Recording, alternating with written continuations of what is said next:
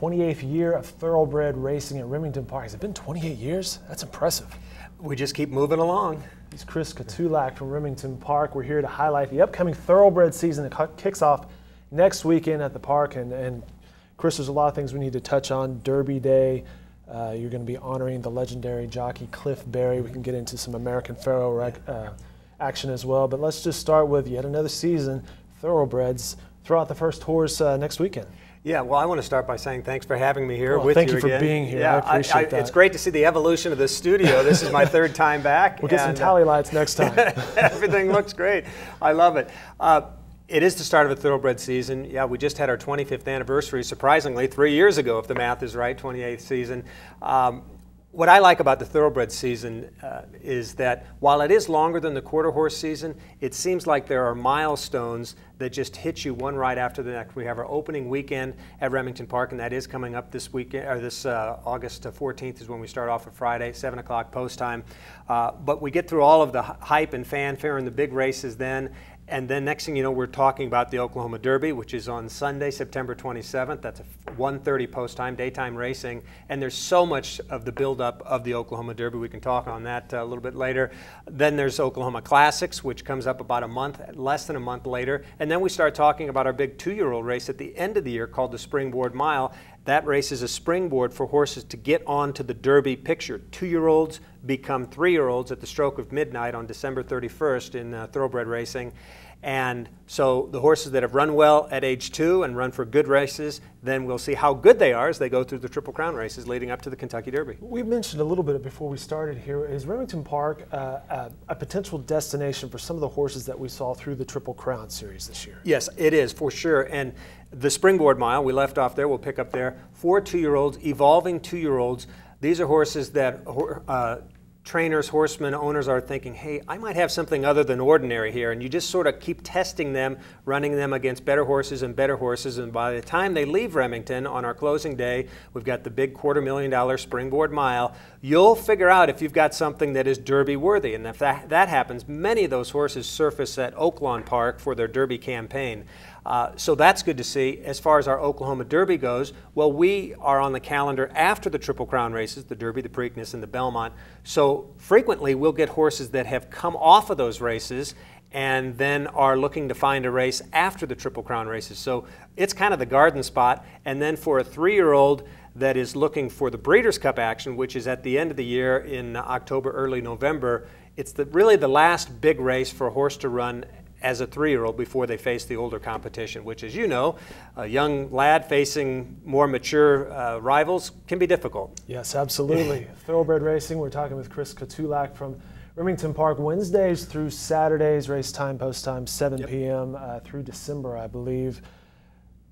Remington Park will be honoring the legendary jockey Cliff Berry. Tell us about that. Well, it's going to be a Berry special season at Remington Park. Play on words intended. Cliff Berry is the all-time leading jockey here at Remington Park. He has ridden over 4,400 winners.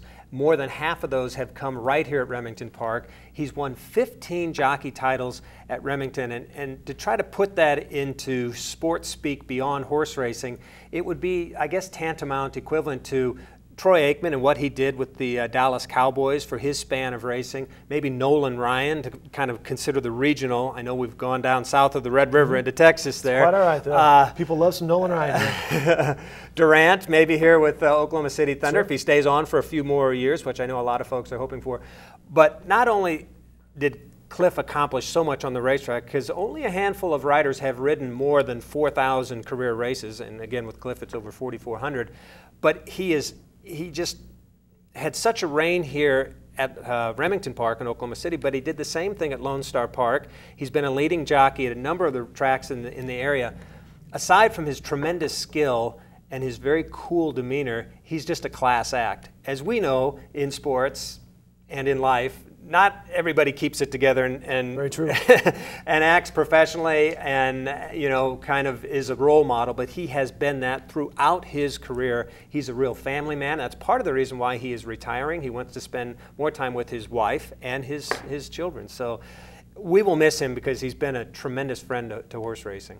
You always notice the class acts because they do sort of stand out, right? They do, and and particularly in a jockey colony, whether it's here at Remington Park or elsewhere. So this very special season, each month we're going to have a special promotion that is basically centered around what Cliff does out there on the racetrack. If Cliff wins a race, then we're going to have a drawing for cash. If Cliff wins 3 races, we'll have a special promotion.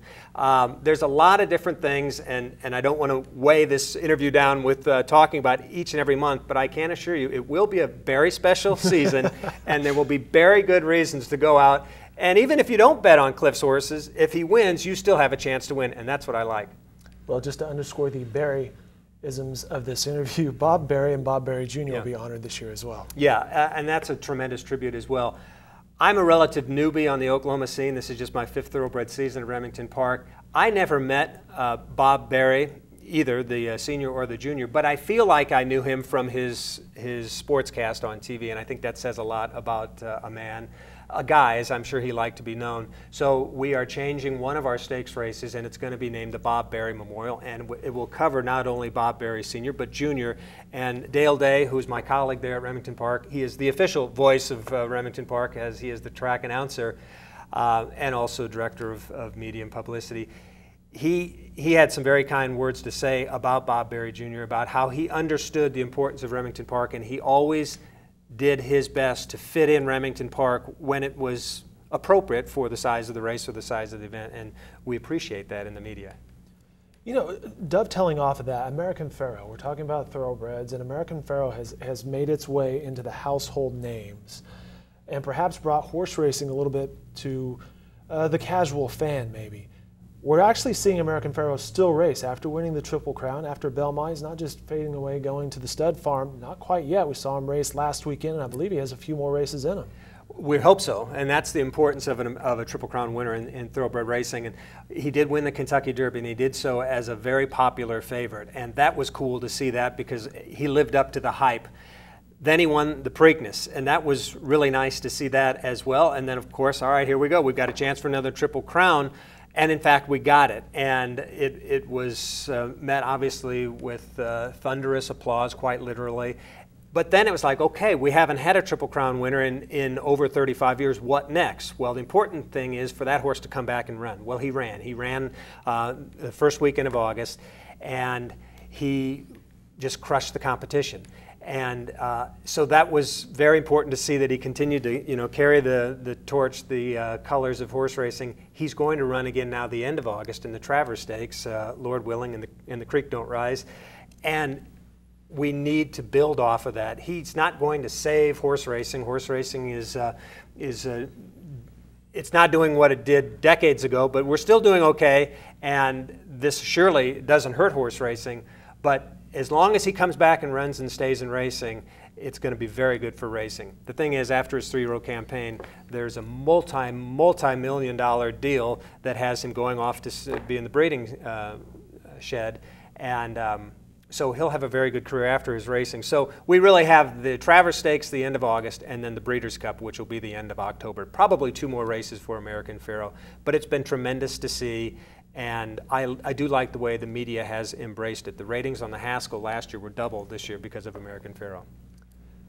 Thoroughbred racing comes back to Remington Park next weekend. Catch this guy, Chris Kotulak. He'll be out there. We'll have coverage on newsok.com and in the Oklahoman. Again, Wednesdays through Saturdays, racing next weekend through December 13th, 7 p.m. Thanks for having me here again, and no telling what this studio will be like when you ask me to come back. Hopefully for the Oklahoma Derby, you've got your beautiful, colorful pocket square there.